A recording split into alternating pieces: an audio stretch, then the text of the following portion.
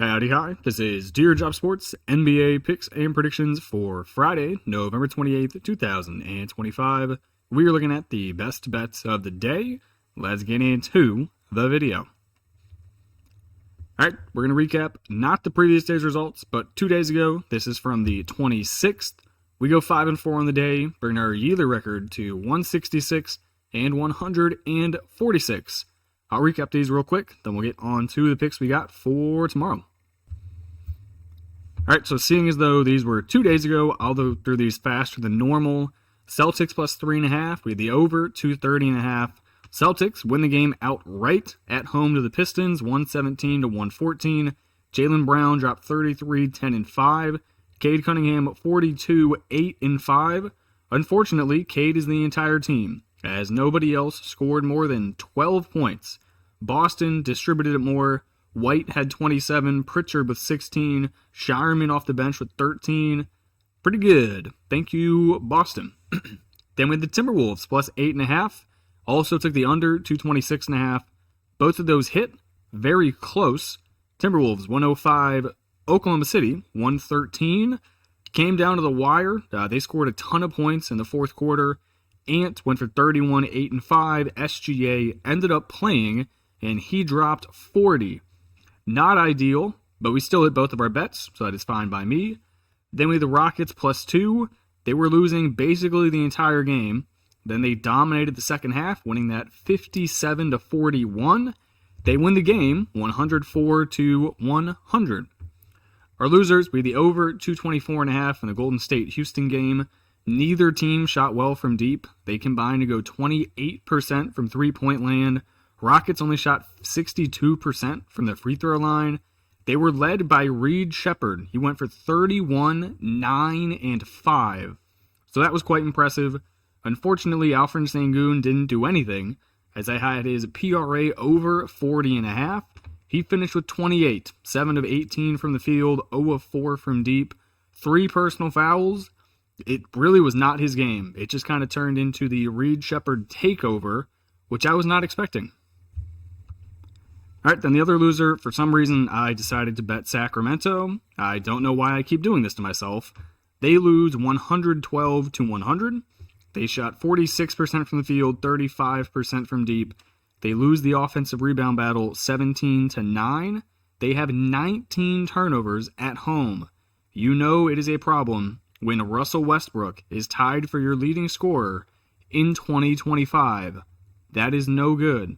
Also, Zach LaVine, 6 turnovers, 5 of 14 from the field. Buddy, you are not good at basketball. All right, that's the recap. Let's get on to what we got for tomorrow. First game we got, it is Chicago on the road at Charlotte. I'm going to take the Hornets plus 2.5. I'm also going to rack the over, 247.5. Bulls starting 5. Literally the entire team is on the injury report besides Giddey. That's the only dude who's off of it. The Hornets, they're starting 5. Ball, Miller back in the lineup, Knipple, Bridges, and Kalkbrenner. So let me pull up the injury report for the Bulls real quick. I will read you this. It is long. Here we go. Patrick Williams, game time decision. Kobe White, GTD. Vucevic, GTD. Herter, GTD. Dalen Terry, game time decision. Isaac Okoro, game time decision. Trenton Flowers, game time decision. Zach Collins, out. That is 8 dudes on the injury report.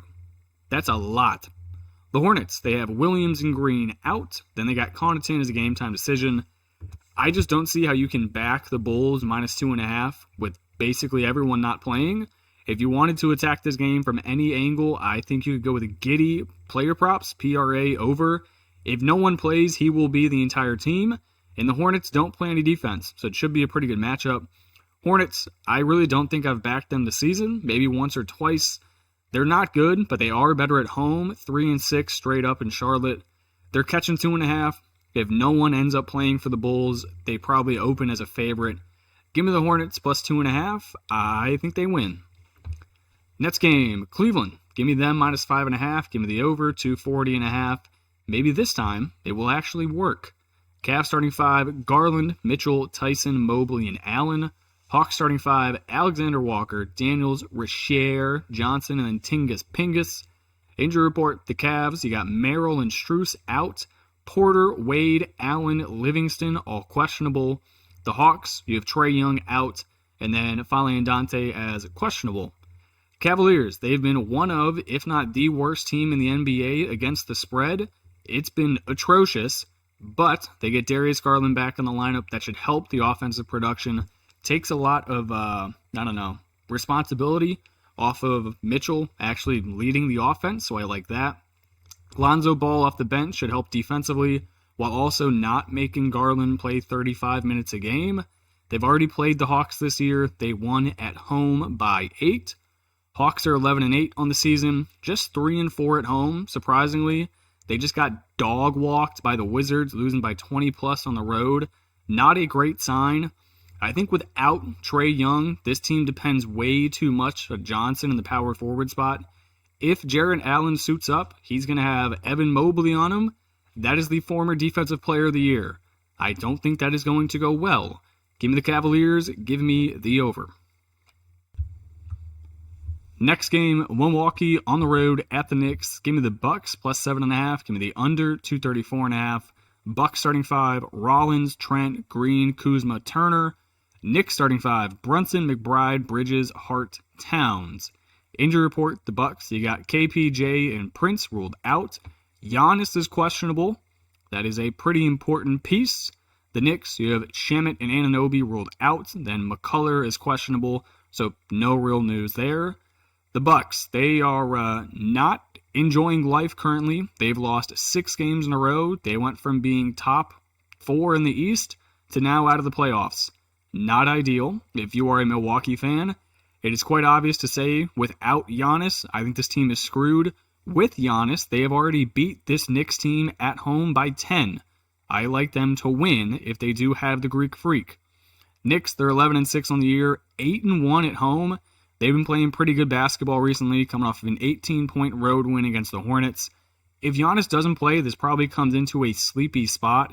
If he does play, they'll get up for it. I'm going to take the Bucks plus 7.5. Giannis has been questionable most of the season, and he's suited up majority of the nights, so I will take the Bucks plus the spread and the under.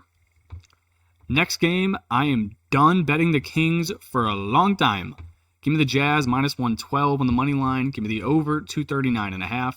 Kings starting 5, Westbrook, Levine, DeRozan, Murray, Eubanks. Jazz starting 5, George, Bailey, the one dude's name I can't say, Markkanen, and Nurkic. Injury report, the Kings, you got Sabonis ruled out. Schroeder is questionable. The Jazz have George Niang out and Kessler out. If I had a ban list for the NBA, the Kings would be on it like 20 times. I keep on giving them opportunities to prove me wrong and actually win home games. Actually, pause. Win any basketball game. They're a veteran team. If you were to go player by player, you can make the argument they are better in 4 out of the 5 spots in the court. Give me Westbrook over George. Give me Levine over Ace Bailey. Give me DeRozan over the one dude's name I can't say. I will take Lauri Markkanen over Keegan Murray. And then I think Eubanks and Nurkic are basically a wash. So you're starting 3 out of 4 better players on the Kings. And I am still taking the Jazz because that is how much I do not have faith in this Kings team. They suck. They don't play defense. I don't think they care to win. They've basically already admitted they're going to be trading away the entire team at the deadline. I don't know what they're doing. The Jazz, they're 5-12. They're kind of feisty at home, though. 4-5 on the home court. I do like their young backcourt. George and Bailey are nice. Lauri Markkanen's one of the best power forwards / small forwards in the game. Doesn't really help having Kessler out, but you have size off the bench with Filipowski. This team's solid. I will take them minus 12 at home. The Kings are no good. All right, then we got one player prop. I think I've missed my last 2 or 3 player props, so we're going to try to get back on track with this. Give me Con Knipple, PRA over 25.5. I think that is simply too low. Even with Brandon Miller being back on the court, he should still get a lot of shot attempts. On the year, he's averaging 19 points, 2 rebounds, and 6 assists. The Hornets, they're going up against a Bulls team that literally might be signing guys off the street to suit up. I trust him. He should be getting the green light from basically anywhere on the court. I think 25.5 is too low. I will take the over. All right, that's going to do it for me in this video. I appreciate you guys tuning in and watching, and I will catch you in the next one. Peace.